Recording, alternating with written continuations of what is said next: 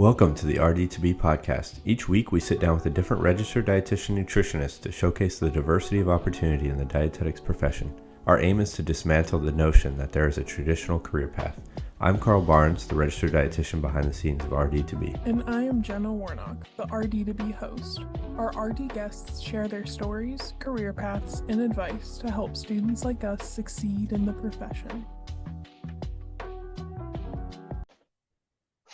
This episode is part of our mini-series featuring the Accreditation Council for Education in Nutrition and Dietetics, otherwise known as ACEND. We are creating this series to clear up common confusion and misconceptions about ACEND and its relation to the Academy of Nutrition and Dietetics, as well as the Commission on Dietetic Registration. We're also in a super transformative phase of dietetics with a new master's degree requirement, dietetics application process, and ACEND also created some new advanced practice doctoral standards where understanding these topics are crucial for pushing our profession forward. Join our conversation with Dr. Rayane AbuSaba. She's the Executive Director of ACEND, and in this series, we're going to discuss what ACEND is, their new standards, and what steps you can take to uplift and advocate for our profession with these standards. Welcome back to another week of the RD2BE podcast. I'm your host, Jenna, and this week we're sitting down with Dr. Rayane AbuSaba to continue the ACEND series. So we've covered a lot of really great things, just kind of fleshing out what ACEND is, the master's degree requirements, the new dietetics application process.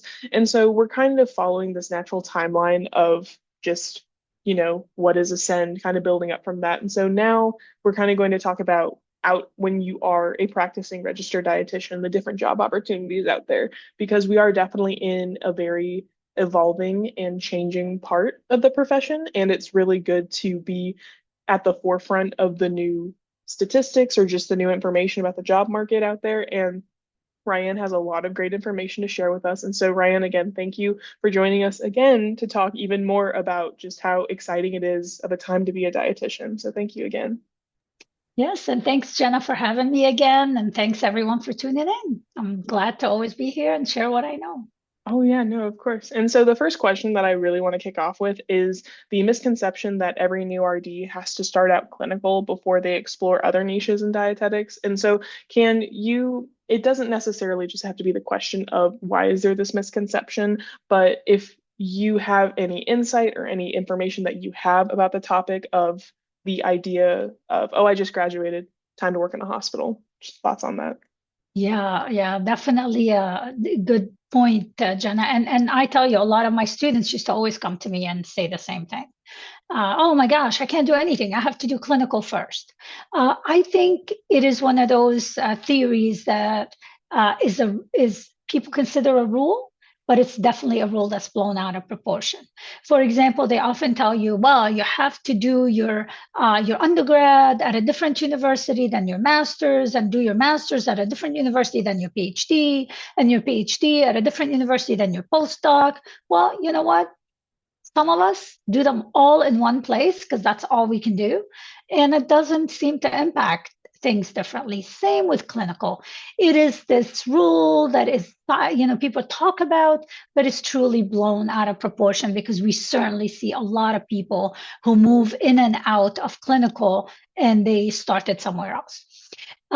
Typically, if you have done 10 years of food service, or 10 years you've been in a community setting at Head Start or at WIC or something, it might be hard for you to move into a clinical position. So that is true. However, it has been done. And is this what you want to do? You may never want to be in a clinical position. I knew when I went into supervised practice that I was never going to be a clinical dietitian. I always wanted to be a research community dietitian, and I knew clinical is not for me. So there was no reason to enter clinical.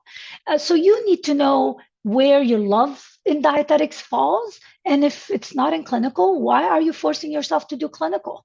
There's so many jobs in dietetics that you may never need to do clinical. You can hop from community job to community to public health to food service and come back.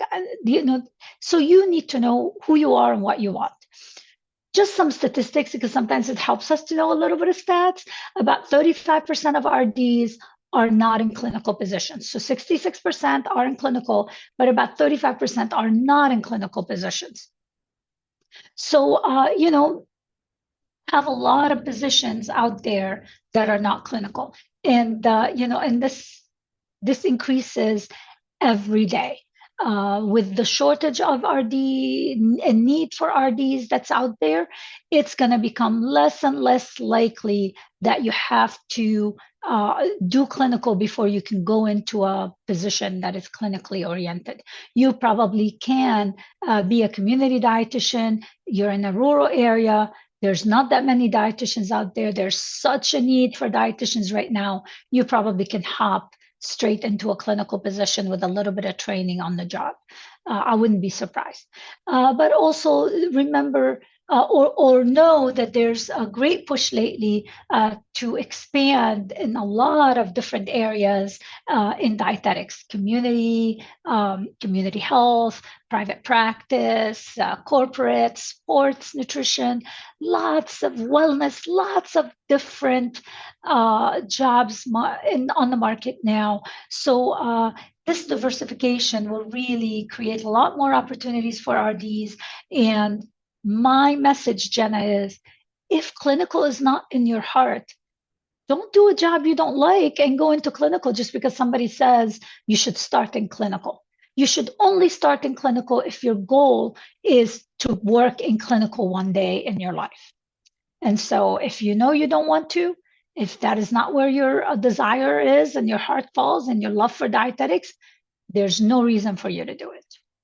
No, definitely. And I'm glad that because it seems like just such a simple answer to say, oh, if you don't like it, just don't do it. But it's really, like it's very difficult for some people to just kind of intuitively think that because they get so stuck in the weeds of school, what they're taught, what they're told, what they hear, peer pressure, academic pressure, all of these things circulating. It gets, I mean, I just like to say this phrase a lot. It's easy to get lost in the sauce and just kind of like not really take a step back to be like, wait, okay, what do I actually want to do? And also because of nutrition and dietetics being such a diverse just field where you can not do literally everything that you want, but you can do a good chunk of almost anything that you want. It is super exciting. And you kind of mentioned how with this push to expand into diverse areas outside of clinical, can you kind of run through maybe some statistics or just things that you know about the current demand or prospects of the dietetics field? Because I think it is good, like with what you mentioned, to kind of say some numbers or to kind of give more insight into what the current like job market is, especially for dietetics. Yeah, for sure. And this is the perfect time to be a graduate of a dietetics program. This is the time. I've been in dietetics for 30 years, more than that, and I've never seen the shortage that we're seeing now. The Bureau of Labor Statistics predicts about 7 to 10% to 10% increase in RD positions from now until 2031. So there's a huge increase in the need for RDs, a little bit over that the market demand, but that's because we need more RDs for in nursing homes and in long-term care facilities, and there's just the growth in the in the aging population is going to create a lot more RDs. The need for preventative health is creating more RDs. But that 7 to 10%, when you calculate it, it comes down to about 5,100 or 5,200 RDs every year are needed. So we have a need for 5,200 positions for RDs, new positions that are coming out every year for RDs. We need that many graduates. But we are only graduating about 4,500 RDs every year. So already we're not graduating as many RDs that there are needs for new jobs, for jobs coming in. That is not the only issue that's happening. Don't forget, so many RDs are retiring. This is going to create more open jobs. Then how many RDs are passing our RD exam? Many of our graduates There's just a good proportion of our graduates that, the pass rate of the exam has gone down, and they're taking longer to join the workforce. We're having I think about 800 or 1,000 of those taking the RD exam are not passing it that first time, which is a terrible statistics. And so that is just making less and less RDs join the market. And then when you calculate all the exam pass rate, it looks like about 300 to 500 students, graduates, are never making it into becoming RDs. So from the 4,500, now you're looking at less than 4,000. We are producing less than 4,000 RDs into the market every year. That's about 1,100 RDs less.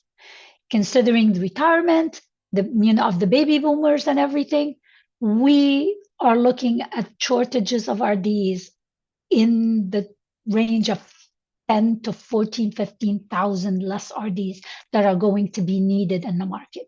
That's going to create a huge demand for registered dietitians. I'm hoping we can have more enrolled in the programs to meet that demand, because otherwise that's just not looking good, for the profession. But it's a great time for our graduates. This is the time to ask for good salaries and everything you want. Yeah, no, definitely. And I think, for some people listening in, whenever they hear the statistics about the pass rates for the RD exam, or like just hearing how, there's some people who it's like they just, once they graduate from these dietetics programs, they just decide not to become RDs. It can sound like disheartening or just sad to be like, oh, well, will I ever pass the RD exam? Will I ever get the RD credential? Like having those self-doubts. But truly, it's just having the assurance of you are working towards a good goal and a worthy goal, and to kind of think more towards, those people who say they try to take the RD exam, or maybe they don't even try to take the RD exam and they just decide to not get that RD credential.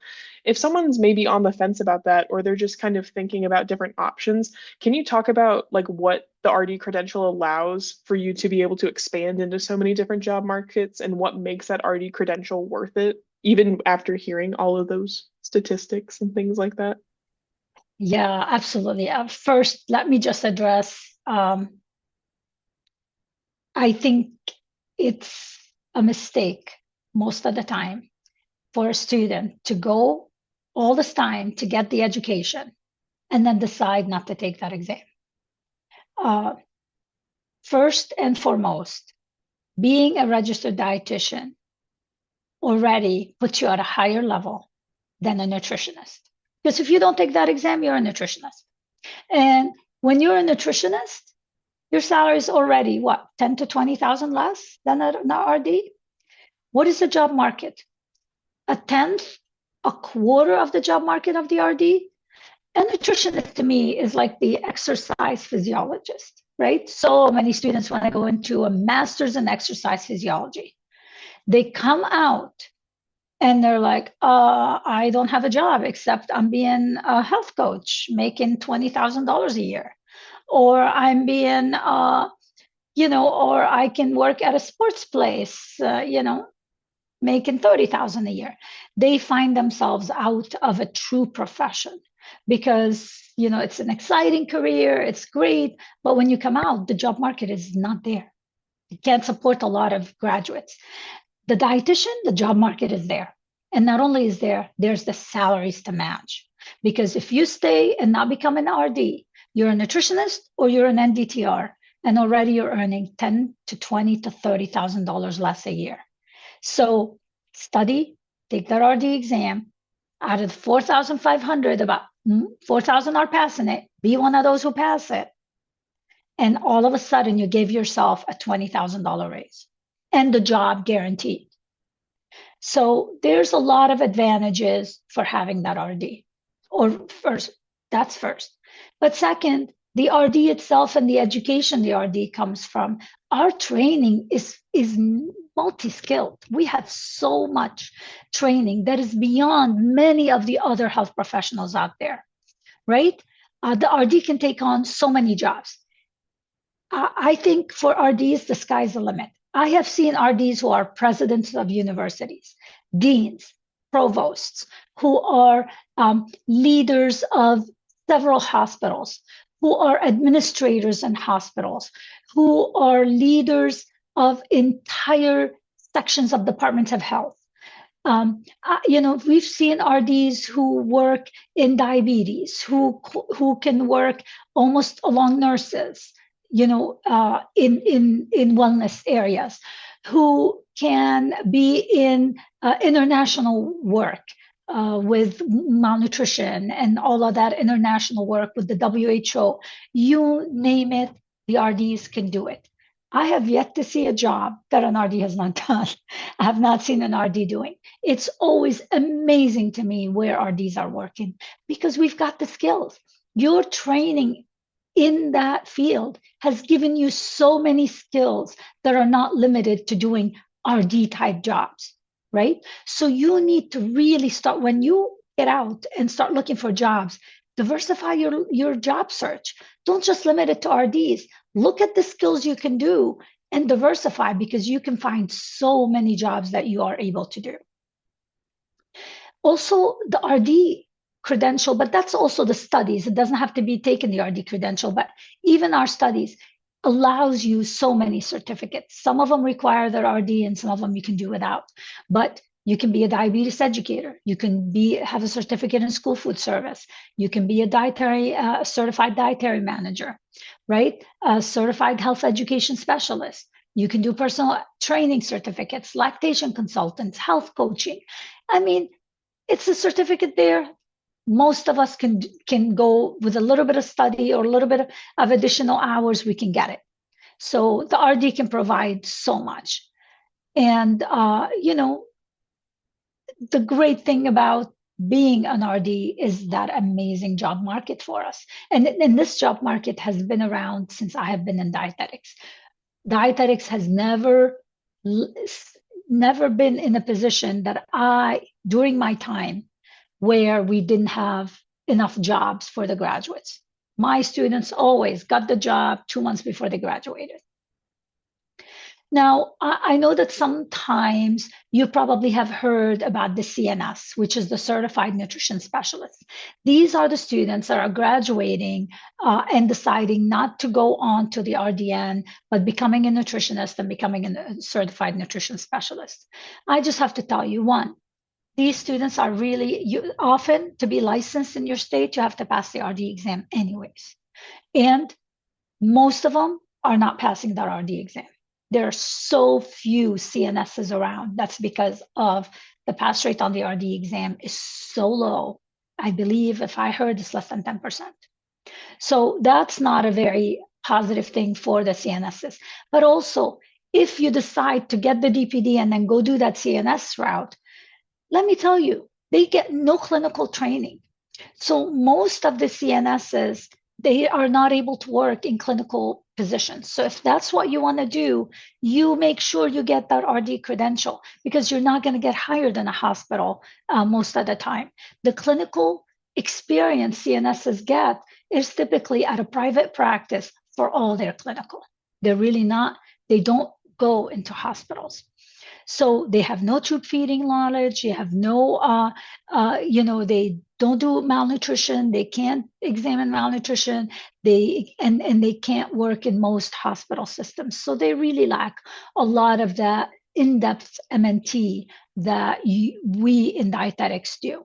And of course, all of this leads to a very limited job opportunities. I have yet to have a dietitian a graduate of my nutrition and dietetics program that decided not to take the RD exam and not come back and tell me that they regretted that decision. Why not arm yourself with the best chances you get for a bright future? That was always what I told my students. No, yeah, and I think you definitely, I'm glad that you started with the why go through all of this effort just to drop it at the very end and to not see all the way through the opportunities that open up. Because I'm sure, like, by the time you hit the RD exam, you're burnt out. You have like, 6+ years of education plus rotations. And, depending on your finances, you've been financially stressed. And so it's like, it's completely understandable to, once you hit that RD exam, you're just like, can I even do it anymore? Like it's completely understandable to have that limiting mindset because you put so much effort in and then you have this one big, it seems like a very big wall right before you get the true payout in the end. But we always do like to remind, and I am glad that you are here to remind the students as well, the big payout at the end, because not only do you have experience in your role with that, but you have statistics, you have numbers, you also had your own students, you have seen both sides of the coin in that regard. And so we always do like to have guests, and particularly on this subject regarding like the changes with ACEND and the changes in the job market recently, to just reaffirm that like it is all worth it. And like to, if even if you do have to retake the RD exam, it is still worth retaking the RD exam, because in like the previous episode, we talked about how in the dietetics field, the rate of investment regarding the dietetics programs is one of the like highest return value regarding health, allied health professions. And so I'm glad that even in each episode, we're just sprinkling in the little bits of knowledge of like, hey, still worth it. Keep going. And so yeah, I'm just really glad that you really fleshed out just all of the benefits of getting to the RD credential, not just RD eligible, but the RD credential. And kind of going into that territory where you have those like that in between period. And so, because we talked about the, kind of going towards getting the RD credential and like passing the RD exam, but kind of talking about whenever it comes to actually like inserting yourself into the job market, because you talked about how some students can have a job secured like 2 months before they graduate. You can have some people who may be looking for jobs after they pass the RD exam. So there's not like a lot of concrete, like on paper, you should apply during this time period and get a job, or like, oh, you should wait until afterwards. And so, what advice would you have on like the best time to apply for jobs, and just kind of flushing out for those who may be interested or not knowing when is the right time? For example, it's kind of like, do I wait until after I pass the RD exam, or do I do it before? Just kind of what are your thoughts on that? Yeah, that's so I have to say, I don't recall, I rarely ever had a student that finished the dietetic internship. So at when I was a faculty, the graduate degree was not required. So students will finish the dietetic internship and then get a job. Well, most of my students had their jobs before they finished the internship. And most of the jobs they had, because they were fantastic students, they had the job, they got offered the job where they were in the hospital or in the WIC or whatever they were. So there's nothing wrong with that. You take the job that works for you, that you want, right? The two things to look for. First, if you take the job before you pass the RD exam, how many months is that job going to give you to pass that RD exam? And then you have to remember that you need time to study for that exam. Most of the time when you're in a new job, you're so busy with the new job. Yeah, it may be easy the first 2 weeks, but right away, it's going to get so busy for you that you're not going to have the time to study for the exam the way you should. And then your chances of passing kind of start getting harmed. So these are the things that you have to weigh in. How sure you are about being able to pass that exam? How many months does this job going to give you? A year? That's reasonable. Then you can have time to study and you take it within a year. But if not, can you afford not to work for a month before, after you finish school? Can you afford not to?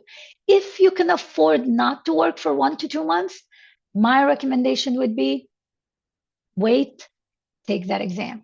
But because then you have 2 months to study for that exam, right? You have to take it within 45 days. You have the time to study. But having said all that, not all of us have that luxury to wait. And sometimes I've seen my students go into a clinical position or into a food service. I had one who went into a food service position, loved the job, loved the job. Well, the internship, it was her rotation, loved the rotation, and did not want to let that go because they were hiring, and she accepted it before she took the exam. And that's, you just have to weigh in the option. Just make sure that you need time to study for that exam. And I'm glad that That's, yeah, because you balance it depends on your situation, but also if you do have the specific situation, this is the most opportune situation. And that is making sure that you have time to study for the exam. And whenever it kind of comes to a student who may be RD eligible, just passed the RD exam, or is about to enter the job market, what specific like experiences, skill sets, knowledge requirements, like what things should students or like RDs about to enter the job market make sure that they're well equipped with so that they can be most prepared for transitioning from, that academic mindset of a student into industry job market, things like that. yeah, I mean, that's what's so nice about having your internship, right? It really prepares you for the work setting. Because now you know what work settings look like and how they behave, and they're not really like a university setting. I know, for example, when a lot of students get shocked that now they have to be 9 to 5, because that in universities you go and you study when you want. You can still have lunch with your friends. You can still do things. Go to a concert during the day. Well, you get the job market, you can't do that. So the rotations and your internship, and supervised practice, they prepare you for the job markets. So that's important. Remember, the dietitian, as a dietitian, as a graduate of our programs, you're going to have so many skills. You are going to know a lot of nutrition, a lot of metabolism, a lot of clinical knowledge, and research knowledge, and community, and a lot of managerial knowledge. So you're going to have a toolkit of knowledge with you. But I'll tell you right now, as an employer, employers typically are going to value your soft skills more. So what the internet says is that the employers are going to value your communication skills, that you're able to communicate, your problem solving skills, that you're able to think critically, your time management and organization, how adaptable and flexible you are. These are all what you will find on the internet that employers value. But as an employer, I'll tell you what I value when I'm interviewing dietitians. I want your personality to be good because I want you to fit well with our team. Your emotional intelligence is so important to me. I watch how you behave. Your Zoom doesn't work on the interview. How do you panic? What do you do? Are you able to resolve it? Oh, you've got good IT skills. You can stand on your feet. I want to make sure that you're not combative. Flexibility is huge for me. I don't like people who think black and white and cannot be flexible and see the future. How, do you smile? Are you comfortable as a human being in your body? There are so many little things that we look for that are just out there. You don't notice we're looking for, and I don't know that it's on purpose. We just want to make sure that's how you present yourself. I remember one time I interviewed somebody in an international country, and they had a situation where they were outside the U.S. And just the smile of that individual and the way they handled the interview, I wanted to break every barrier to try to bring them and work for me. I couldn't, of course, because they weren't in the US. But those things are so important. So when you're out for an interview, smile, be flexible, be communicative. And of course, being a faculty, it is very easy for me to tell how intelligent the person is and how knowledgeable they are. So I look for that. I don't need you to be knowledgeable in my area because I can teach you that. I can teach you knowledge. I can teach you the job. I can't teach your personality. I can't teach your flexibility. I can't teach your critical thinking. So that's why I think you'll see that this is very important on the job market. I Yeah, don't know, Jenna, if I answered what you're looking for. no, but I love how you said you can teach them like knowledge, and maybe some like hard skills, but you can't teach them their own personality. And I think it is so great to hammer that in because I mean, I know I've been on the interviewee side where it's like you feel like you have to put on this face and you have to put on what you perceive as the perfect picture for whoever's interviewing you, but they can see right through that. I haven't even interviewed people, but I almost can guarantee that they can tell when you're being inauthentic or they can tell when you're not really truly breaking into your own like comfortable space and actually kind of being comfortable talking and because it's like you're still communing with a human. It's still a human interaction. And I think it is I'm really glad that you shared your own insight into what you see in perspective like employees and things like that because that truly is like a incredibly invaluable perspective and it helps remind people too that you don't have to completely change who you are as a person and it's actually preferred not to completely change who you are as a person when you go into those interviews because those people want to know the real you just as they want to see not only if you're a good fit for the team but it's also like they want it to be natural and organic because if you're not your true self in the interview and then they hire you based off of what was in the interview, but that's not you all the time, well, then that's clearly going to be a rocky start from the get-go. Yeah, And Jenna. Yeah, mhm, Jenna, let me just tell you, like it's almost like going on a date, right? And you're fake on the date. That's just not how you want to be yourself. You want to be yourself. And I can't tell you right away, you can tell when somebody is not authentic. And it is very easy to tell. You need to be comfortable in who you are when you're interviewing. That is absolutely for sure. But also, if you're not a flexible person, work on yourself to be more flexible. If you're uptight, if you're like, just I mean, I cannot tell you how many individuals I've interviewed over the years that have sabotaged themselves very quickly.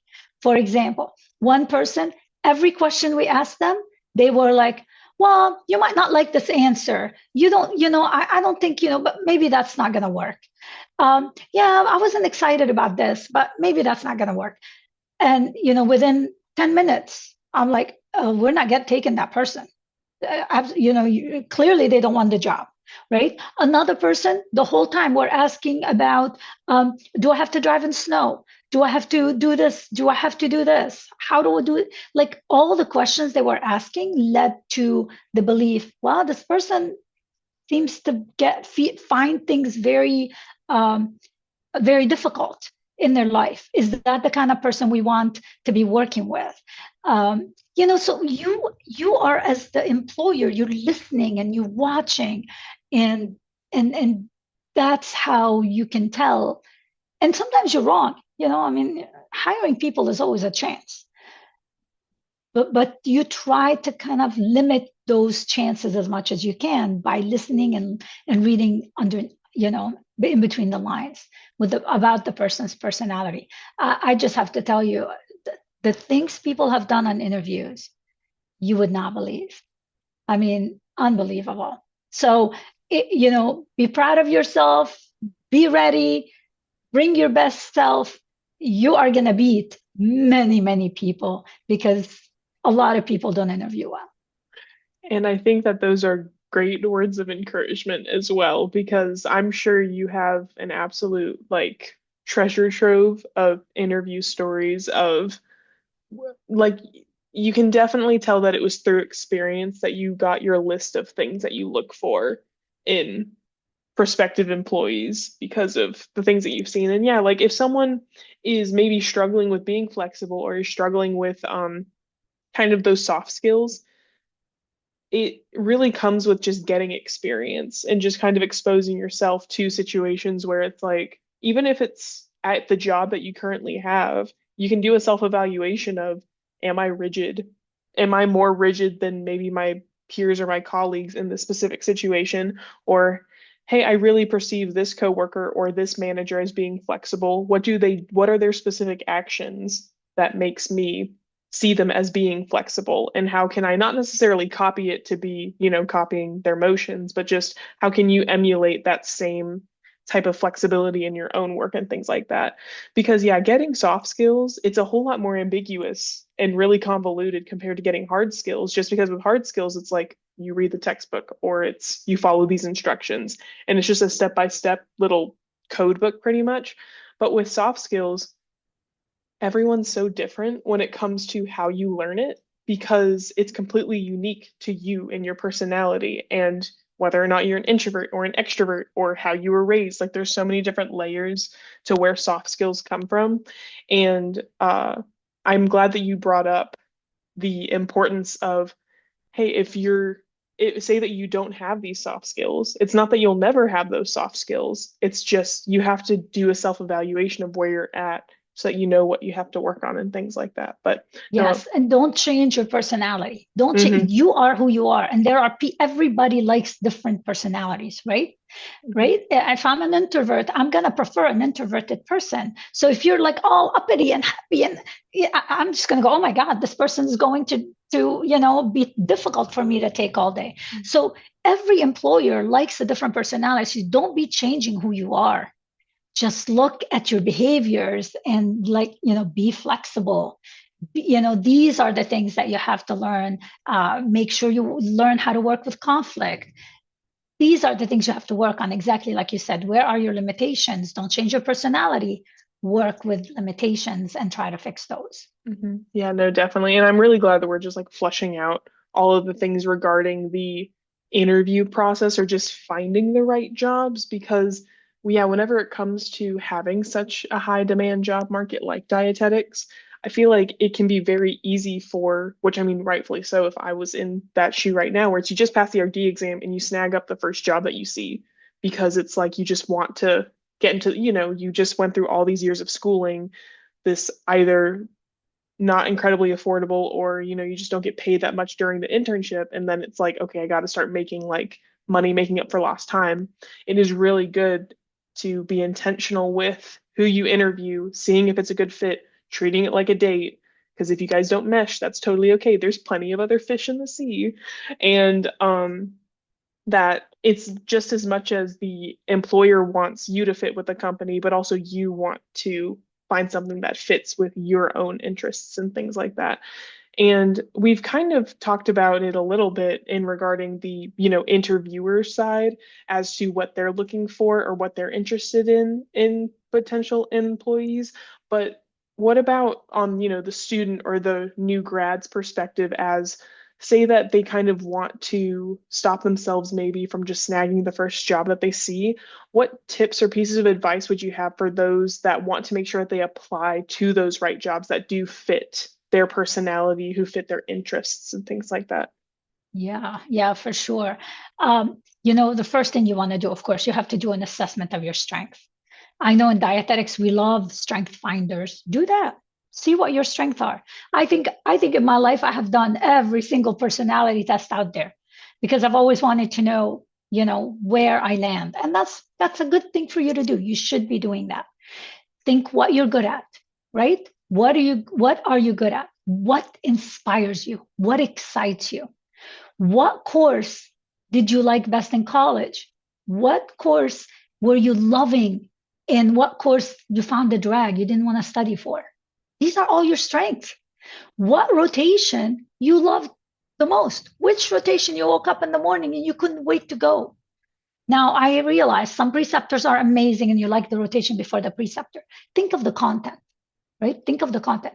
I had a student once who came to me and she goes, Dr. A, oh my gosh, I never knew I was going to like working in long-term care, but I love working with the VA. I love working with these, older population. It is so fun. I just love talking to them. Never knew that she liked that. And that's where she ended up working. Something she learned during her rotations. This is what you want to look for. So maybe make it in an Excel sheet, get a piece of paper, write down, what do I like? What have I enjoyed most? Where do I think I'm strongest at? I'll tell you this much. I knew off the bat, I'm going to be the weakest in clinical. I rarely wanted to study for it. I rarely took my courses seriously. Never liked clinical. Never went into dietetics for it. I knew I was not going to go there. So could you imagine if I took that job? I would be miserable. So know what you, and I was young. This is not, I'm not saying like I was a 40-year-old woman who figured out who I was. I was, I think, maybe 19, 20 when I graduated from my undergrad. So know where you are, know what you like, and most importantly, know what you do not like. And that's where you discover what you like. Don't listen to anyone. If you don't like clinical, don't do clinical. If you don't like community, don't do community. These days, so many people are pushing food service management, right? Go into food service. That's where the money is. Absolutely. That is where the money is. But are you going to be miserable? Is money worth being miserable? Is that $10,000 a year worth it? Trust me, it is not. You want to wake up every day excited about your job. That is what you want to do. And that's where you want to be. So then you take a job. You don't like it. Not the end of the world. I know you it as a learning experience. Go through, and within 1 to 2 years these days, it's not a big deal to change jobs after 2 years. At my time, you needed to show consistency in a job, and you needed to stay 5, 6, 7 years in a job, or you won't be hired. These days, if they see you that long in a job, they're like, well, what's wrong with them? They can't find another job. 2 years, you can change that job. So use that time and say, that's a learning experience for me. And I'm going to, start looking for a job after a year and a half. And exactly, Jenna, what you said. Exactly what you said. Don't take the first job you get offered. There's such a shortage of dietitians right now. You can have your pick of jobs. So why don't you apply to a wide variety of jobs, tons of different jobs, different fields, do the interviews. Maybe you'll get 2, 3, 4 offers. And now you can look which job you like more and which jobs offer you like most. And that's how you can maximize your salary and make sure, of course, to negotiate. We're going to talk about negotiation at some point later, but that definitely you should not just take the first job you get, because you're really kind of shooting yourself in the foot doing that. Yeah, and it's good, like, because there's so much demand, can definitely be a situation that someone's in where they apply to multiple places and they get multiple offers, and then you'll be able to see the numbers and really break it down, and you'll be able to know, okay, this is the workflow of this job, this is the personality type of this boss. Like, you'll be able to really flush out which one you'll align most with. And it's really good to have comparators instead of just like, I'm going to do this because this is the only thing that I applied for. And this is one question that I just kind of thought of as you were talking about like going into different job interviews and asking those questions. And you can answer this in one of two ways, but given that you were on the interviewer side, are there any good like interview questions that the interviewee asked at the end of an interview that you were like, wow, that's a really good question? Or do you think that there's general good questions that students or prospective RDs could ask in an interview to really like solidify themselves and make them stand out? Well, that's a great question, Jenna. And well, thinking about this, I thought to come up with some questions, but I didn't really have any. But I'll tell you what I don't like. I'll tell you the bad questions, right? Don't ask the salary, because that goes to HR. That's not for me. Typically, the person interviewing you is not the person giving you the salary off to have the time. Don't ask. You might ask one question about health and vacation and all of that, but leave that until you get the job, right? Leave that, because that is going to make me feel like, well, you're not interested in the position itself. You just want to know all these other things. The best questions to ask are the ones that make the employer feel that you went on our website and you read and learned something. And now you're coming with questions that show us that you've been on our website and you've actually looked. I have done interviews with dietitians that I can tell you had no clue what we do. had no idea, never even looked us up. And those were guaranteed no hire. So, and don't ask too many questions, right? Because what does that make you be? That makes you be a person who is too anxious. I'd say 2, 3 well-positioned questions. Like, I was looking up, ACEND, and I happened to notice that your standards were not blah, blah, blah, blah, blah. And I'm going, ooh, she's going to get, they got that from the website, because that is in the web. You don't have to say, I looked on your website. Just your question will tell you that they've been looking and learning. So get yourself into a couple of questions that really are good, show us that you've looked us up. The other good questions are personality of the team. How does the team operate, right? Because that, you are interviewing us as much as we are interviewing you. So you want to say, what is the dynamics of the team? You can ask questions like this. More about the culture in the place. Those are good questions. Not about, well, how often do I take off? Do I get this off, right? How much do I get paid? Those are things for HR, for human resources, not for us. Ask about the culture, the dynamics, things like that. Those are good questions that you can come up with. Yeah, and I just wanted to take advantage of the fact that you've had so many experiences interviewing people, and we kind of talked about on your perspective the things that you look for and kind of in your lens, but also because we're talking so much about prepping for jobs, job opportunities, the market, kind of equipping new RDs or people about to get the credential, equipping them with the knowledge or skill sets or just ideas to start thinking about whenever it goes into those job interviews. Because like absolutely ask questions, but ask questions that show that you care.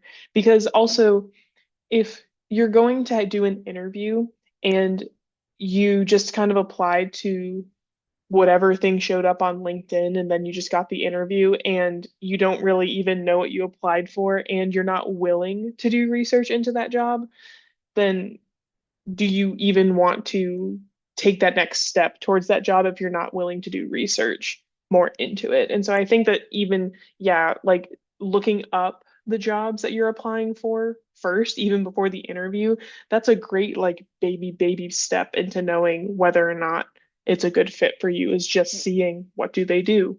How do they display themselves? What information do they provide? Things like that. But no, that's just a lot of great information that you shared about just the interview process on both sides, which I'm sure can be very helpful for a lot of people. And so we've talked a lot already kind of about the supply and demand in the current market for dietitians, especially with what you said with the statistics, how by 2031 we're going to have 10 to 15,000 like empty spots at this rate for RDs to be able to fill.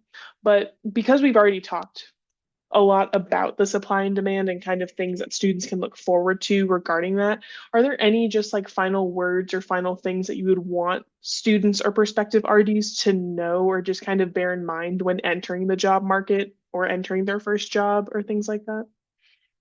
Yeah, I just want to let them know that, this is a favorable environment for you. This is the best time to be in dietetics. I know it moved to graduate degree, but that's going to be a positive thing. That is not a negative thing. And the market right now is just so good for you. So be very, very positive about where you are, in the dietetics field. You're going to have higher negotiation power. It's going to be so easy to find jobs, right? You're gonna have a very fast hiring process because they want you in. They've been without an RD for a while. Many of you are going to get a job before you even finish your internship, as long as you're good and the dietitian likes you. Half the time the preceptor is precepting because they're trying to scope out new positions for them to hire. You're going to have so many different opportunities for so many different roles. You can do home health, you can do WIC, you can do so many out there because there's just that many open positions. You can also probably, once you start your job, you have a chance for career advancement so much faster, because there's not that many. All the baby boomers who were the leaders are retiring. This is leaving a huge space for you. So be willing to be a leader. I have a friend who has over 40 dietitians, and not one of these dietitians is willing to step up and do leadership. Why? What are we doing that we're not creating these leaders that are willing to manage programs? Get yourself into these leadership positions. There's so much freedom in leadership. And you can have probably more job security. And of course, these days you're expected to move every 2 to 3 years. So job security is not that important anymore. But the one great thing to know is, if you're going to go to a rural environment, to any place in the remote areas, you can imagine the demand for RDs there, and you can imagine the opportunities and the salary you can demand because of these rural areas.